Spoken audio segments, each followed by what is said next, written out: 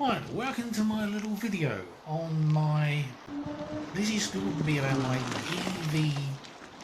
Right, enough. Evt4000e electric bike, which has the same power output as a 50cc motorbike, but it's fully electric. Now this bike I bought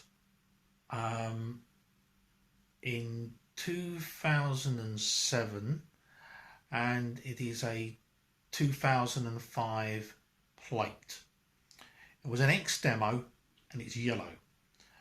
I ran it for a couple of years, about 2 years I believe, with the batteries that were inside it.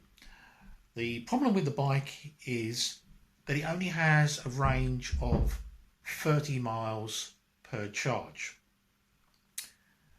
At the moment, it has 4 lead acid batteries in it, and each battery is 50 amps each.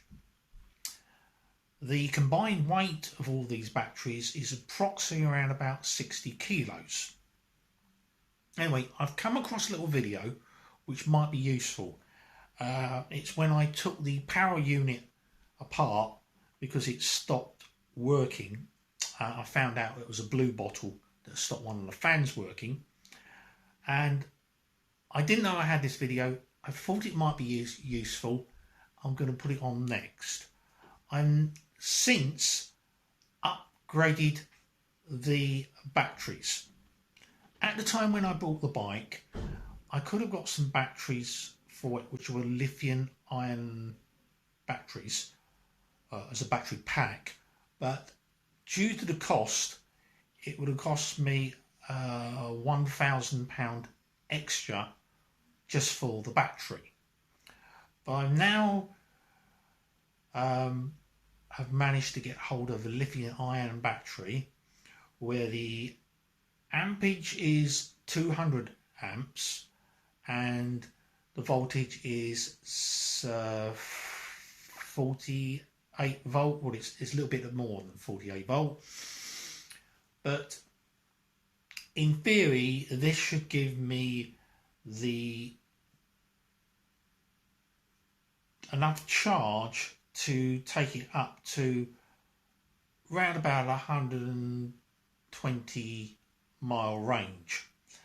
The other thing I've got to remember is it's probably more than this because the weight difference. Removing the batteries of 60 kilos, the new battery only weighs 3 kilos in weight, so I've lost 57 kilos. Anyway, here's this video of me taking the charger unit apart. I'm going to do another video later on of how I've upgraded it, and we might do a video of what the range is now.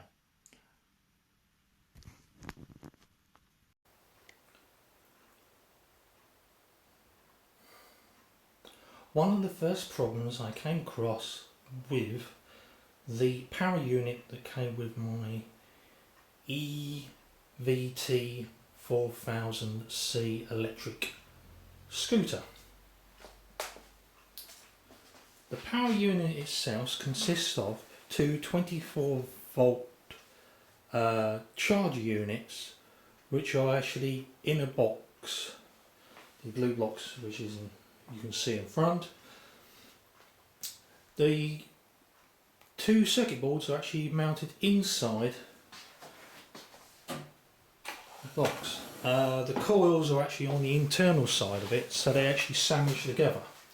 This can cause a problem if the 2 coils, I'll point them here and here, touch together. These have been masked with some tape.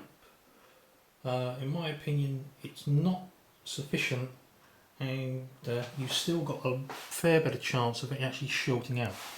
If these 2 short out, the power unit won't run.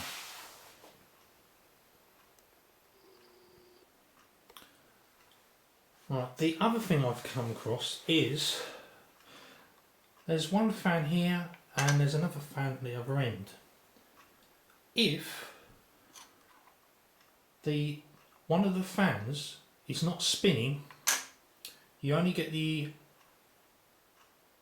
red light actually on the actual box, and it will not power up.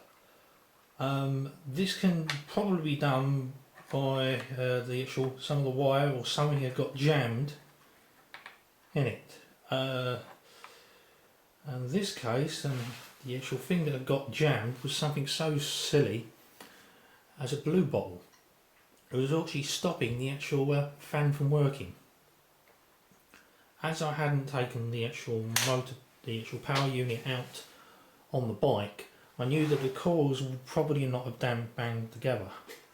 There also is a number of fuses. These are here, here, here and here. They're labelled as 15 amp. There also is another fuse here and another fuse here. What you're looking at is two circuit boards completely exactly the same.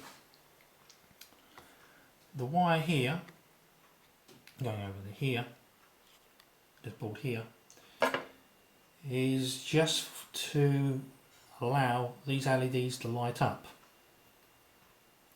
There normally would be two LEDs here, but as this board is a mirror image, this wire's been allowed to go over.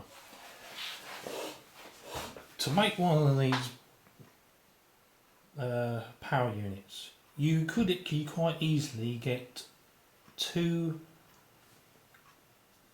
24-volt chargers and have them running off the same main supply unit, like here. The board is quite nice because it's got all the actual settings. You've got a 12 volt here, ground, 24, and here on this side, if you look, 12, ground and 24. And the wiring is all nicely colour coded. At the other end, you've got a plug, 15 pin plug, or no, not 15, a 5 pin plug. Unfortunately, I'm not quite certain of the actual configuration of the actual wiring, but a circuit test might be a good idea at this stage to ascertain which plug goes to what. Although this power unit is quite sufficient, I do think it probably might cause trouble later on. So my intention is to purchase two 24 volt lead acid chargers and make my own power unit, because I'm not exactly happy with this one, because if the fans stop for some apparent reason, you have to take the whole thing out. There's a couple of things I'm actually going to do before putting this back.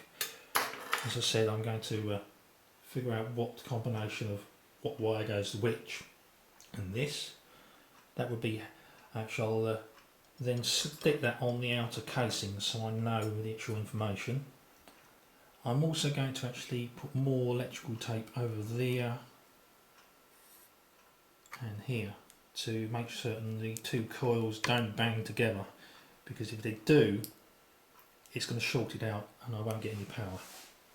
That's the end of this recording.